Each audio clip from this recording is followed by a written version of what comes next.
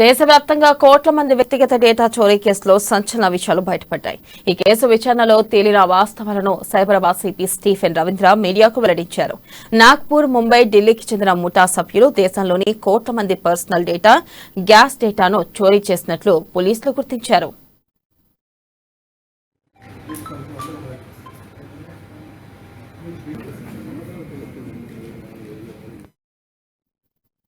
నిందితులు పబ్లిక్ కు ఫోన్ చేసి బిల్ పే చేయలేదని, అప్డేట్ చేయాలని ఫోన్లు, మెసేజ్లు చేస్తుంటారని గుర్తించారు. దేశవ్యాప్తంగా ఇప్పటి వరకు 16 కోట్ల మంది వ్యక్తిగత డేటాను చోరీ చేసినట్లుగా కనుగొన్నారు. దీంతో ప్రముఖంగా ఉమెన్ డేటా కూడా చోరీకి గురైందని గుర్తించారు.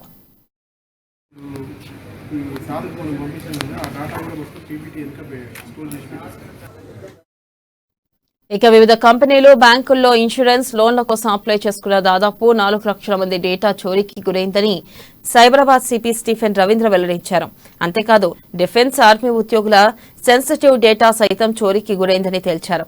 ఫేస్బుక్, ట్విట్టర్ వాడే 7 లక్షల మంది వ్యక్తిగత డేటా, వారి ఐడీలు, పాస్వర్డ్లను సైబర్ నేరగాళ్లు చోరీ చేసినట్లుగా గుర్తించారు. ఇక దేశంలోని 16 కోట్ల 80 లక్షల మంది డేటాను సైబర్ నేరగాళ్లకు నిందితులు అమ్మకానికి పెట్టారని గుర్తించారు.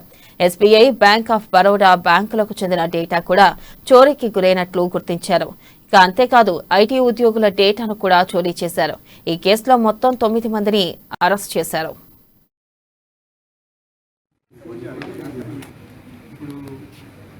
డేటా అంతా లీక్ అవుతుంది. ఈ డేటాని సబ్సిక్వెంట్ గా ఈ సైబర్ క్రైమ్ అఫెండర్స్ ఈ కాల్ సెంటర్స్ రన్ చేసి ఈ విక్టిమ్స్ ని వాళ్ళని డిఫ్రాడ్ చేసి వాళ్ళ ఓటీపీ అండ్ సిపివి నెంబర్స్ అన్ని తీసుకొని తర్వాత ఈ సైబర్ క్రైమ్స్ చేస్తాం.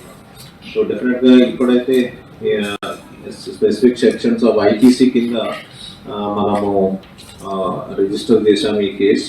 బట్ ఇది చూస్తే ఈ కేసు చాలా పెద్ద కేసు అని, దీనికి నేషనల్ సెక్యూరిటీ ఇంప్లికేషన్స్ కూడా ఉన్నాయని అనిపిస్తూ ఉన్నాయి.